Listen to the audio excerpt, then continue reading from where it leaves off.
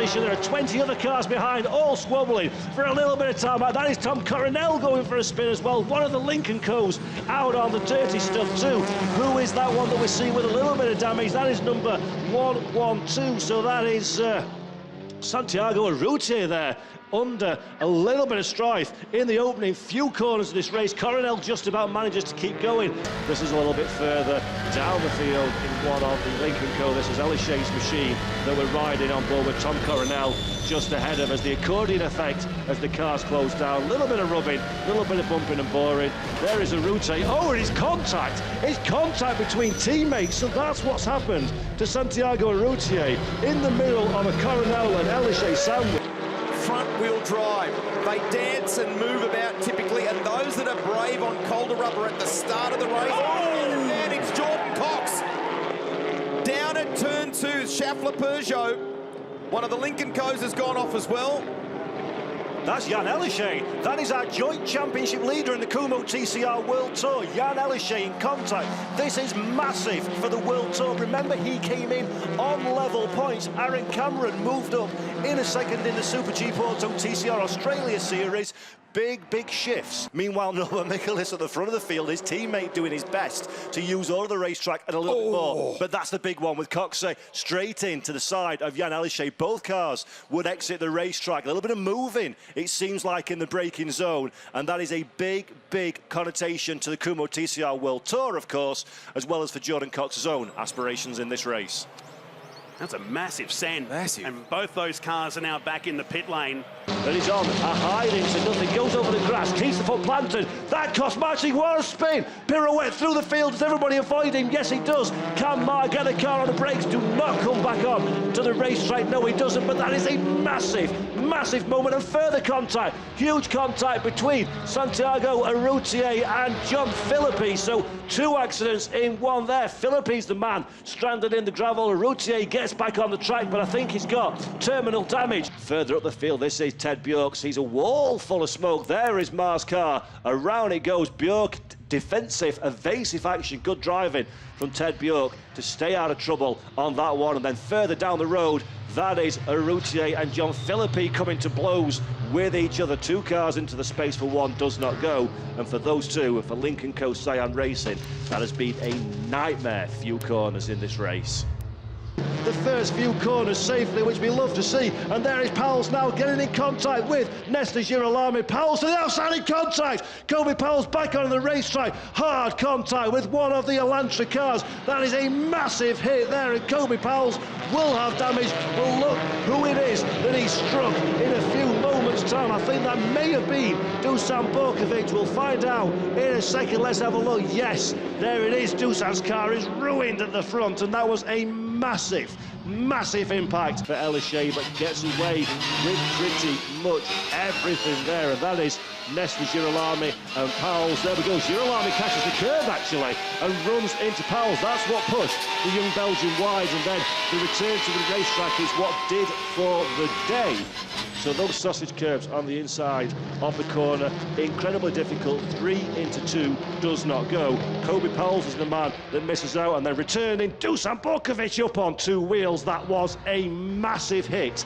And hopefully Dusan and Rob off ahead of him. Frederick Vervee started 15th, done a lap, now 9th. Thank you very much. That's an outstanding first lap. And oh no, Borkovic and Barguara stationary on the racetrack. Damage to the front of Dusan's car. So there's been some kind of drama. They were in that little battle pack that we saw down in the 14, 15, 16 kind of region, but I'm afraid that one has come to a sticky end. Hopefully we can get that cleared. Driving there to not really lose anything and stay with it. And there is Borkovic and Barguana, 2 cars in a one, just don't go in the braking zone of the La Source hairpin, and sadly both of those cars come to an early rest in the race. Look, there you go, you can see actually there's another of the Hyundais getting involved, and Michael Carlson as well being sent for a spin. So that was a bit of a chain reaction incident down side by side still for Philippi and Victor Anderson. Anderson now will have the inside line in the MAGP machine. Philippi trying to tough it out around the outside. Dusan Borkovic makes it 3 wide in contact.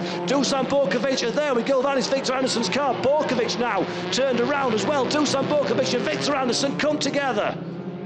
That was never going to work. 3 into 2 just does not go, and unfortunately, Victor Anderson is the one that pays the biggest price. The fight continues. So let's look again there. Anderson and Borkovic side by side, not quite sure. That's a big hit for Victor Anderson, and Dusan Borkovic gets turned around by one of the aggressive Team Italia cars. I think that was further down the running order. I'd like to see that replay again. I'm not sure when. Another very strong performance in that beautiful Toyota Corolla. And what's going on here? This is Jan Elishay, no, but Mikkelin side by side. Elishay hard into the wall. Massive contact on the final lap between Elishay and Mikkelin at the front of the World Tour field. I saw him running down the timing screen, but wasn't sure if that was accurate according to this. And it's not always to be believed, it has to be said. It's his 15th position. And look at that one. Jan Elishay, are you okay? The Marshal asks. Hopefully the Frenchman is. His door's open, which suggests no dramas. I come to you guys, but there you go. What's happened? So Elishay goes to the inside, but then himself and Norby come together on corner exit, trying to carry the speed through. Norby's already up towards the wall, not really giving any more room, but no real room to give. Up front, with in second place Bjork and elbowing his way to the front, Fred Vervish. He gets up in a second. Here comes Huff on the outside line. Here comes Huffy around Mandarin on the run down towards Lisboa. One in the wall, big shunt straight away. We had a Lincoln Co getting sideways. I think that's Denbauer's Honda that's come to grief, but as they drop down to Lisboa, Huff in 4th on the tail there of Bjork. He did the hitting, and look, Huff here on the outside got a toe off everybody, then they moved out of his way, and job done. Round the outside into 4th place, and then bang, one of the Lincoln Co's hit the wall, and Ben Barguana behind did the same thing. Was that Elishay that smote the wall, or Marcin Hua? To try and find a way around the outside. Nova Michelitz to the inside as well of the Bembo Girolami Honda. His teammate Mikel Azcona sideways collects his teammate. Azcona and Michelitz come together in T1. Azcona turned around into the side of his teammate Victor Davidovsky at the back of the screen as well, facing the wrong direction. Massive drama. The klaxons go silent almost immediately, and there is home hero Norbert Michelitz facing the wrong way, gets back on the racetrack, thankfully for him. It does Norby. Azcona now is 3 wide, and there is Borkovic turned around at the front of the field. Michelitz is unfortunate spectator. Secondary contact from Davidovsky. There is Lasonche as well collecting the back of Davidovsky. So Norby completely blindsided by the spinning Dusan Borkovic. Nothing he could do about that one. The innocent victim in an unfortunate turnaround of events. And there, look, you see, Borkovic turned around by Urrutia straight into the side of Norbert Michelitz, and then further drama ensues down the order. Let's take a look. There is Davidovsky's career into the side of the circuit, contact with Levente Lasonche. So 2 home drivers.